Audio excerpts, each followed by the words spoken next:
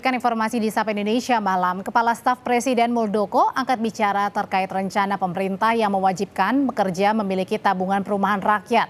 Muldoko bahkan menyatakan tapera tak akan ditunda walau saat ini ada penolakan dari pengusaha dan pekerja di Indonesia. Mantan Panglima TNI ini menambahkan berdasarkan data BPS ada 9,9 juta warga yang belum memiliki rumah. Muldoko meyakini program ini tak akan bernasib sama seperti Asabri maupun Jiwasraya karena dikelola dan diawasi secara ketat. Pemerintah klaim tabungan sebagai solusi agar masyarakat punya tabungan untuk memiliki rumah. Muldoko juga menambahkan tapera tak akan ditunda walau saat ini ada penolakan dari pengusaha dan pekerja Indonesia. Tapera ini bukan potong gaji atau bukan iuran. Tapera ini adalah tabungan. Di dalam undang-undang memang mewajibkan, ya mewajibkan. Ada undang-undangnya mengatakan mewajibkan. Tetapi bentuknya nanti bagi mereka yang sudah punya rumah bagaimana? Apakah harus membangun rumah? Nah, tadi kita diskusi di dalam. Nanti pada ujungnya kalau pada usia pensiun selesai itu bisa ditarik dalam bentuk uang yang fresh. Dengan problem backlog yang dihadapi oleh pemerintah sampai dengan saat ini ada 9,9 juta masyarakat Indonesia yang belum memiliki rumah. Ini data dari BPS ya, bukan ngarang ya. Untuk itu maka kita berpikir keras, pemerintah berpikir keras, memahami bahwa antara jumlah kenaikan gaji dan tingkat inflasi di sektor perumahan itu nggak seimbang. Untuk itu maka harus ada upaya keras agar masyarakat pada akhirnya nanti bisa walaupun terjadi inflasi tetapi masih bisa punya tabungan untuk membangun rumahnya. Ini tidak akan ditunda. Memang belum dijalankan gitu. Ya. Sejak ada perubahan dari Bapertarum ke Tapera, ada kekosongan tahun 2020 sampai dengan 2024. Tidak ada sama sekali iuran. Karena memang tapera belum berjalan, gitu. Nah, nanti tapera akan berjalan untuk ASN yang 0,5% dari APBN itu setelah ada Kepmen Kementerian Keuangan. Undang-Undang Nomor 4 Tahun 2016 tentang Tabungan Perumahan Rakyat direvisi melalui PP Nomor 25 Tahun 2020. Tapera tidak hanya diperuntukkan bagi PNS, tapi semua pekerja yang memiliki penghasilan senilai upah minimum wajib jadi peserta tapera. Lalu kebijakan ini kembali direvisi melalui Peraturan Pemerintah Nomor 21 Tahun 2024 pada 20 Mei 2024. Dalam PP 21 Tahun 2024 Pasal 15 disebutkan simpanan peserta ditetapkan sebesar 3% dari gaji atau upah peserta dan penghasilan bagi peserta mandiri. Kemudian untuk pemberi kerja dikenakan sebesar 0,5% dan pekerja sebesar 2,5%. Sebelum terbentuk tapera, badan ini bernama Bapertarum PNS atau Badan Pertimbangan Tabungan Perumahan Pegawai Negeri Sipil. Badan ini dibentuk dari Kepres nomor 14 tahun 1993, kemudian ditetapkan tanggal 15 Februari 1993. Tugasnya adalah membantu membiayai usaha peningkatan kesejahteraan PNS dalam bidang perumahan, baik untuk PNS pusat maupun daerah dengan cara pemotongan gaji. Tapi Bapertarum bermasalah di pengelolaan manajemen dan resmi bubar 2018. Dana dari Bapertarum dialihkan ke Tapera sebesar 11,8 triliun rupiah atau 5,04 juta peserta PNS. Dan baru dikembalikan ke peserta tahun 2023 sebesar 1,8 triliun rupiah kepada hampir 446.000 PNS. Meski menuai berbagai polemik, pemerintah melalui Kepala Staf Presiden Muldoko memastikan program tapera akan tetap berjalan. Informasi selengkapnya kita tanyakan ke jurnalis Kompas TV Niputu Trisnanda di Istana Negara. Putu, ini tadi Kepala Staf Presiden sudah bilang meskipun ada penolakan tetap nanti tapera akan dijalankan. Sebenarnya alasannya apa? Kenapa wajib dijalankan ini tapera? Ya, selamat malam Audrey dan juga saudara. Sebetulnya ada kurang lebih 3 poin yang tadi disampaikan oleh pemerintah. Dalam hal ini oleh KSP, tadi Muldoko menyampaikan kenapa sih pemerintah tuh ngeyel banget kayaknya untuk kemudian tetap menerapkan atau menarik 3% dari pendapatan pekerja untuk kemudian masuk ke tabungan perumahan rakyat yang sekarang kalau banyak disingkat menjadi TAPERA. Ada yang pertama tentu saja ini untuk mengamanahkan jalannya undang-undang yang kemudian kalau tadi disampaikan oleh Muldoko adalah menjalankan amanah undang-undang tentang hak penerimaan fasilitas bagi pekerja yang sebetulnya kalau ditarik begitu ke implementasinya ini agak tidak nyambung begitu ya Audrey dan juga saudara. Amanah dari undang-undangnya adalah mendapatkan penerimaan fasilitas tetapi yang kemudian dilakukan adalah menarik dan memaksa untuk lakukan tabungan TAPERA.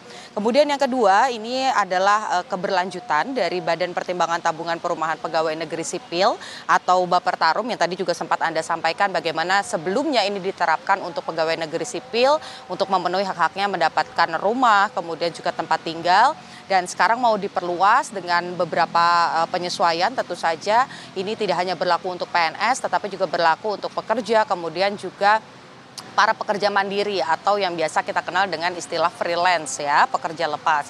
Dan yang ketiga tentu saja alasannya untuk mengurangi kesenjangan kepemilikan rumah. Kalau yang tadi disampaikan Muldoko kurang lebih angkanya masih ada 9,95 juta warga negara Indonesia yang ini belum memiliki rumah begitu. Nah, untuk memenuhi hak-hak tersebut pemerintah ini membuatlah kebijakan ini, menggodok kebijakan terkait dengan tabungan perumahan rakyat atau TAPERA untuk kemudian nanti diimplementasikan paling lambat ini harus sudah bisa berlaku pada Mei 2027. Ini tinggal menunggu bagaimana kemudian keputusan, kemudian juga aturan undang-undang dari kementerian, yakni Kementerian Keuangan untuk PNS masuk dalam APBN dan Kementerian Ketenagakerjaan untuk pekerja lepas dan juga pekerja swasta.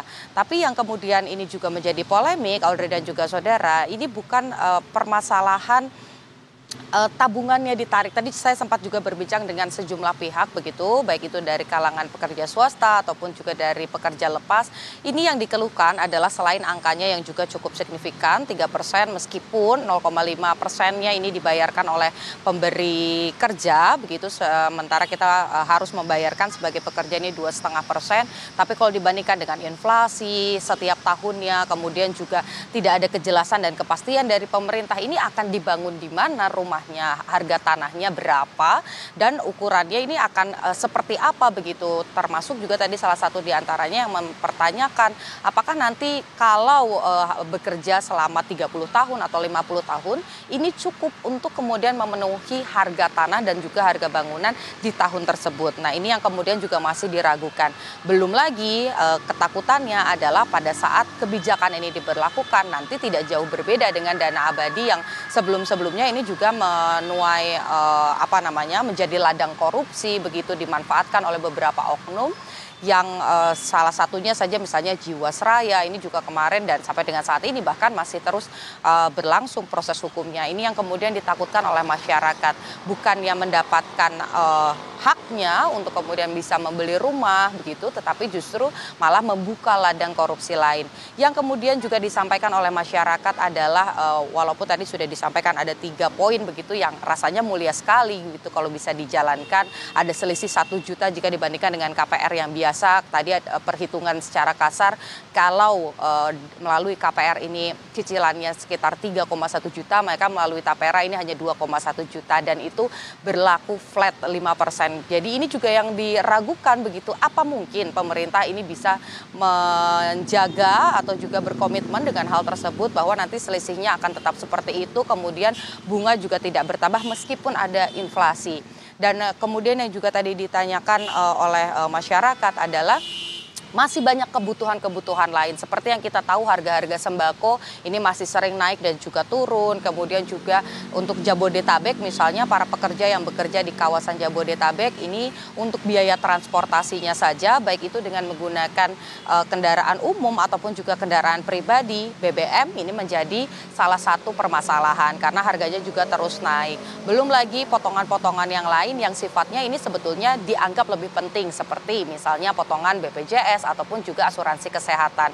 Karena itu lebih dekat begitu ya dengan masyarakat. Sementara untuk rumah ini ada di kebutuhan yang kesekian lah Audrey. Jadi tidak terlalu mendesak begitu untuk dimiliki walaupun sebetulnya memang diperlukan. Nah, hal-hal seperti ini yang seharusnya juga menjadi pertimbangan begitu oleh pemerintah. Kalau memang namanya tabungan dan juga disebut tadi ada hal-hal yang sifatnya adalah pemenuhan hak-hak untuk masyarakat, seharusnya sifatnya tidak wajib. Ini juga kritik yang disampaikan oleh beberapa pihak begitu ya, bahwa kalau namanya tadi kan Muldoko menyampaikan ini bukan iuran tapi tabungan. Nah, ini juga yang menjadi di-highlight begitu. Kalau memang tabungan seharusnya pemerintah tidak mewajibkan tapera ini. Tapi kalau diwajibkan berarti pemerintah juga harus menerima bahwa ini sebutannya atau kritik yang disampaikan oleh masyarakat ini adalah iuran bukan tabungan. Nah, sampai dengan saat ini masih digodok tapi walaupun begitu tadi tetap dipastikan akan berjalan paling lambat Mei 2027 dan kita nantikan apakah